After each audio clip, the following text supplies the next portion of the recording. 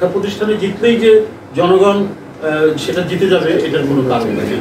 ৮০ সালের পরে যদি আমি একটা অবাধ সুষ্ঠু নির্বাচন যদি বলি ৯১ সালে তো ওখানে জামাত তো জেতেন, অথবা ৮১ সালে একটু অবাধ সুষ্ঠু নির্বাচন হয়েছে, জাস্টিস সাত্তারের নির্বাচন, রাষ্ট্রপতির নির্বাচন, তো সেখান থেকে তো জেতেনি, জামাত জেতেনি, জামাতেরও তো প্রার্থী ছিল, তারা তো সেখান থেকে তো জেতেনি। 71-এর যুদ্ধের পরে তখন তো সবই ছাত্রলীগ, আওয়ামী লীগ। যুদ্ধের পরে আমরা বড় বড় বিশ্ববিদ্যালয়গুলোতে আমরা দেখলাম যে বিভিন্ন অপোজিশন ছাত্র সংগঠন যেটা ঢাকা বিশ্ববিদ্যালয় ছাত্র ইউনিয়ন, রাকসুতে ছাত্র ইউনিয়ন জিতেছে, তারপরে মান্না ভাই জিতেছে চাকসুতে, জাসদ, তখন তারা আওয়ামী লীগকে বেরিয়ে গেছে।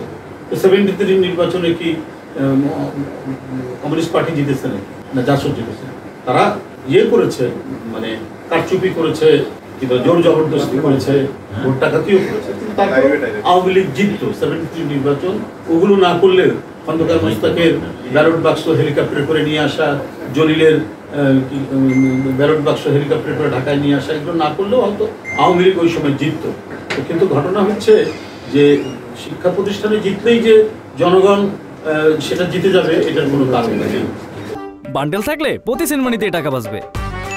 বিকাশ সেনমানি বান্ডেল কিনে জিতুন প্রতি লেনদেনে।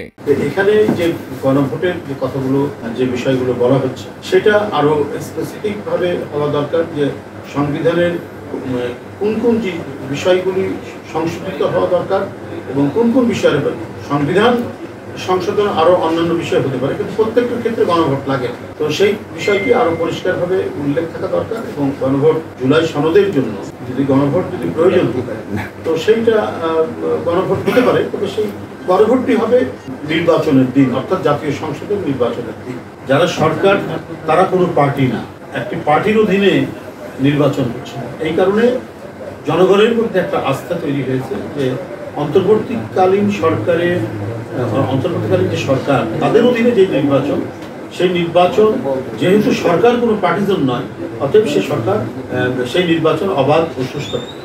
সেই ক্ষেত্রে কোনো ধরনের ব্যত্যয় ঘটবে না এবং মানুষ স্বতঃস্ফূর্তভাবে সেই নির্বাচনে গিয়ে তারা ভোট দেবে। ছোটোখাটো যে বিষয়গুলি বিভিন্ন সময় হয়, এদেশে যে হয় উপমহাদেশেই এটা হয়, তো আমরা মনে হয় যে এটা নিজ নিজ দল এই বিষয়টি করবে, তারা এতে দৃষ্টি দেবে। আমরা আমাদের দলের যারা নেতাকর্মীদেরকে আমরা যে কোনো উস্কানির মুখে শান্ত থাকতে বলেছি, তারা কোনো ধরনের যাবেন না, এবং অন্য যে রাজনৈতিক দল আপনি যাদের নাম বললেন তাদেরকেও সেই দায়িত্বটি পালন করতে হবে।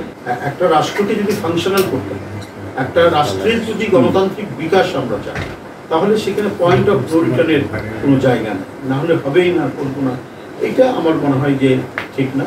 তাদের বোধোদয় হবে এবং তারা সত্যি আমি আগেই বলেছি যে জুলাই সনদের কিছু কিছু বিষয় আছে যেখানে সংবিধান সংশোধন করতে, আবার কিছু বিষয় আছে সেটা হয়তো এক্সিকিউটিভ অর্ডারে বা প্রেসিডেন্সিয়াল অর্ডারে বা সাধারণ আইন প্রণয়ন করে করতে। সাধারণ আইন যদি প্রণয়নে যদি আপনি করেন তাহলে পার্লামেন্ট লাগবে, আর যদি পার্লামেন্ট ছাড়া যদি সাময়িকভাবে করেন তাহলে প্রেসিডেন্সিয়াল অর্ডার লাগবে।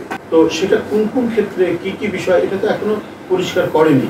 প্রায় আমি যতটুকু জানি আমার মনে করছে যে 47টার মতো আছে, পয়েন্টস আছে যেটা সংবিধান সংশোধন করতে হবে। আইনের ভিত্তিক একটা কমিটমেন্ট থাকতে হবে, যেই ক্ষমতায় আসুক সংবিধান সংশোধন করতে হলে যেহেতু সবাই স্বাক্ষর করছে, তাহলে ক্ষমতায় আসার পর এটা সংবিধান যেভাবে সংশোধন হয় পার্লামেন্টের 2/3 মেজরিটি দিয়ে সেভাবে